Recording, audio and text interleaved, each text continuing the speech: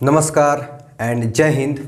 तो आ गया हूँ मेरा वो वीडियो लेकर जिसके बारे में मैं पहले बता चुका था, जिसमें एक शॉर्ट वीडियो के माध्यम से आपको बताया था कि अगर आपको एयरफोर्स में रीमेडिकल मिला है किसी भी पॉइंट के लिए तो आप मुझे कमेंट कीजिए। उस पॉइंट पे आपको क्या करना चाहिए, यानी किन डॉक्टर के साथ विजिट करना चाहिए, कंसल्ट करना चाहिए, इसके बारे में बताऊँगा।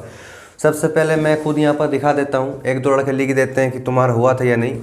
ये है मेरा, ठीक है, ये है मेरा रेड कार्ड, ये है मुझे रेड कार्ड जो मुझे एयरफोर्स में मिला था रीमेडिकल के लिए। सिर्फ एक पॉइंट है, अगर आपको दिख रहा होगा, सब स्टैंडर्ड विज़न, लेकिन मैं उस पर अप्लाई नहीं किया था, ठीक है।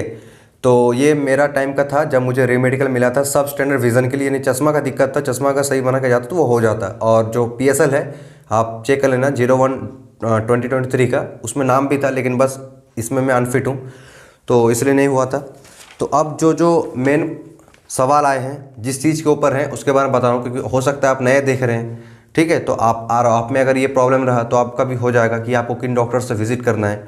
जैसे डीप बाइट, स्किन में fungal infection, testis up down, ECG, refractive error, tympanic membrane, hyperbilirubinemia, hypopigmentation, haemoglobin, medical से पहले क्या करवा के जाए, ये दीपा देवी जी का सवाल है। Knock knees, hypospadias, colour vision, CP3, sweat palm, right ear में माइकोसिस एंड थोरासिस स्कोलियोसिस।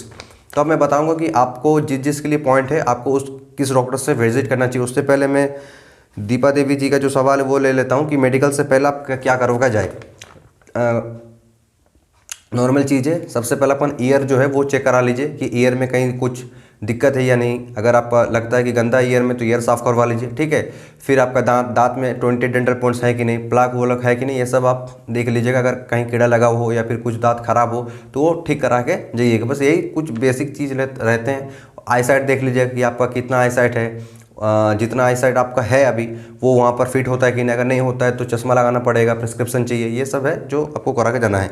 अब जो मेन है कि डीप बाइट में जिनको पॉइंट मिला है ये लिखा हुआ है सब कुछ, ठीक है। तो डीप बाइट में जिनको पॉइंट मिला है वो भाई देखो, डीप बाइट दांत का से पोजीशन दिक्कत है तो आप किसी डेंटिस्ट विजिट कीजिए ज़रूर, जल्द से जल्द जितना हो सके आप किसी डेंटिस्ट से विजिट कीजिए, आपका वो हो जाएगा। अधिकतर मेडिकल में जो प्रॉब्लम होता है कि लड़का को समझ में नहीं आता कि पॉइंट किस चीज़ के लिए मिला है। नॉर्मल सी बात है, थोड़ी समझ में आएगा। अगर ऐसा लिख दे हाइपोस्पाडियासिस, थोड़ी समझ में आएगा क्या है ये, ठीक है। तो ऐसा मेडिकल पॉइंट होता है जो नहीं समझ में आता है, तो नॉर्मल बात है। तो डीप बाइट के लिए आपको डेंटिस्ट से विजिट करना पड़ेगा। फिर स्किन में फंगल इन्फेक्शन हुआ है तो आप किसी डर्मेटोलॉजिस्ट के पास जाके वेट कीजिए कि सर मेरा मेडिकल था एयरफोर्स में, इसमें दिया है, आप कुछ कर दीजिए।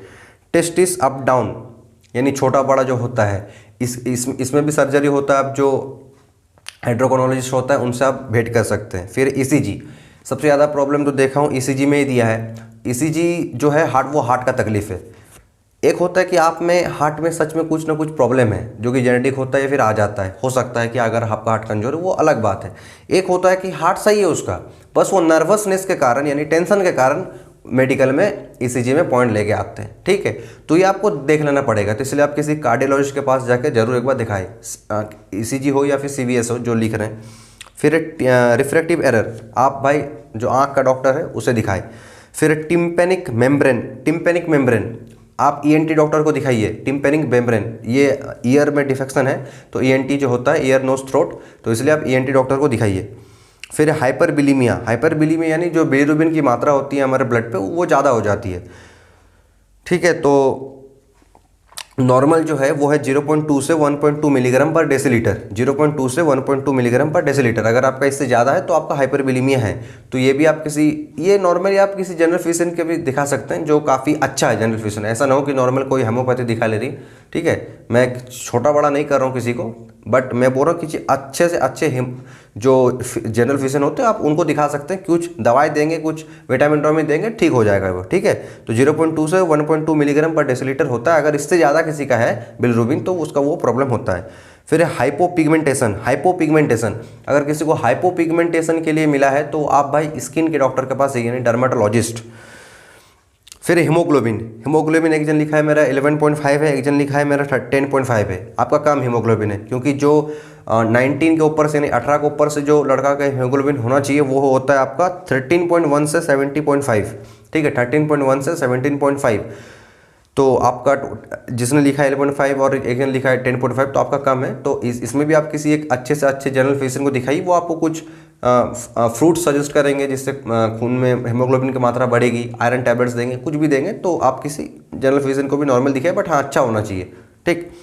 उसके बाद नॉकनीस। देखिए नॉकनीस दो कारण से होता है, एक होता है कि थाई में अगर फैट रहे तो होता है, दूसरा होता है बोन डिफॉर्मिटी के कारण, यानी आपका बोनी में प्रॉब्लम है, बोन टेढ़ा है, ठीक है। तो आप देख लीजिए, अगर फैट के कारण होता है तो वो तो एक्सरसाइज करके ठीक हो सकता है, बट अगर आपका बोन में प्रॉब्लम है तो आपको फिजियोथेरेपिस्ट के पास जाके देखना पड़ेगा, शायद अगर कुछ हेल्प हो जाए। फिर है आपका कलर विजन CP3।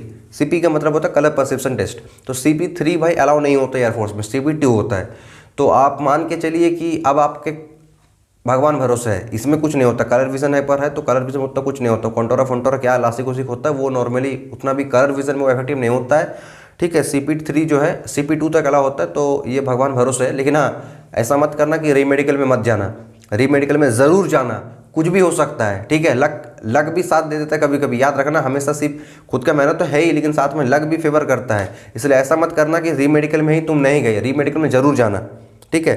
फिर स्वेटिंग पाम, यानी हाथ में पसीना आना या फिर लेग्स के नीचे पसीना आना, ठीक है। तो ये मेनली दो कारण से होता है। एक होता है जेनेटिक के कारण से, एक होता है कि मुझ में कुछ प्रॉब्लम है, एक्स्ट्रा जो ग्रंथि है वो उसके कारण होता है।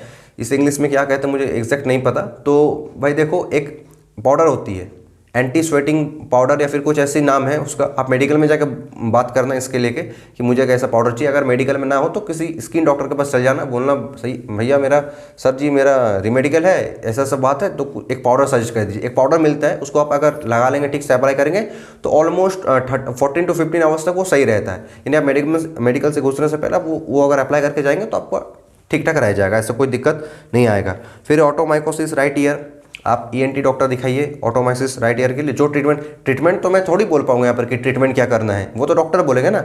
डॉक्टर किसके पास जाएंगे ये मैं बोल दे रहा हूँ। तो ऑटोमाइकोसिस जो है वो राइट ईयर के लिए, तो आप किसी ENT डॉक्टर के पास देखिए। फिर लास्ट थोरासिक स्कोलियोसिस, थोराकिक स्कोलियोसिस, ये जो है इसमें आपका ये जो वर्टिब्रेट कॉलम है ना, इसमें थोड़ा सा दिक्कत होता है, टेढ़ा होना होता है। तो इसमें भी आप किसी फिजियोथेरेपिस्ट के पास जाके अपना एक बार कंसल्ट कर लीजिए, ठीक है। तो ये जो कुछ अभी मुझे मिले हैं, लगभग कमेंट तो 50 है।